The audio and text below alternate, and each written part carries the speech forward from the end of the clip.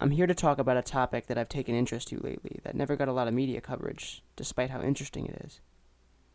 The I Love You murders.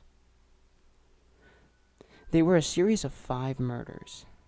These took place in a large city in Ohio throughout 1962. The first chain of the murders took place on January 20th.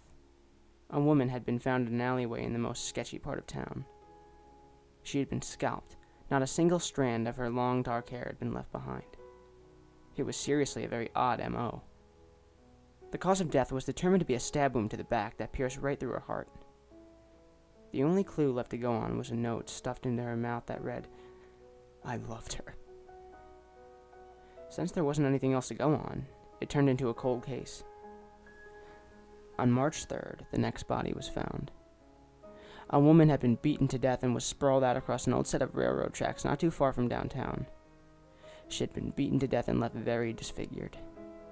She had definitely put up a fight and attempted to get away. She was missing nails, and her head had been slammed against the tracks several times, leaving her skull cracked. The most disturbing part of this murder is the fact that her crystal blue eyes had been gouged out while she was still alive.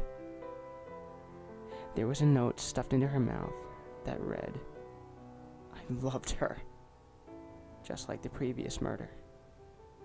In mid-July, a few teenagers had broken into an abandoned house to drink, but their party had been cut short when they found the body of a woman who had been slaughtered in the back room.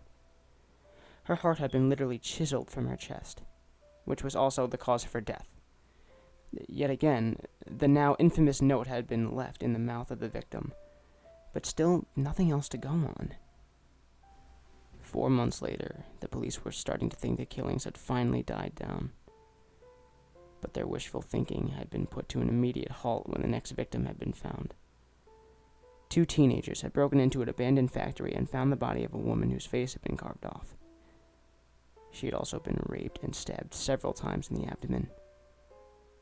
She had died from the blood loss. But, same as always, nothing but the note was left behind. The 5th and final murder took place on December 1st. This murder wasn't like the others, though. The only things that were left behind were 2 green eyes, red hair, a heart, the woman's face, and that same unsettling note. In 2007, the killer was finally found, but not exactly caught. The now old man had been found dead of natural causes in his home. Months later, while his children were clearing out his house in the process of putting it on the market, they found an old wardrobe with a padlock on it. Thinking it would be filled with nothing but guns or paperwork, they casually cut the lock. The 3 of his now fully grown children stood in awe at what they had found. A perfectly preserved woman. Although it was more like bits and pieces sewn together to make a woman. Taped to the doors on the inside of the wardrobe were pictures that looked to be of their father in his teenage years, with a gorgeous woman of about the same age. She had had long dark hair and bright blue eyes, just like the woman in front of them. But it didn't exactly look like the same woman. Some of the features were close, but not dead on.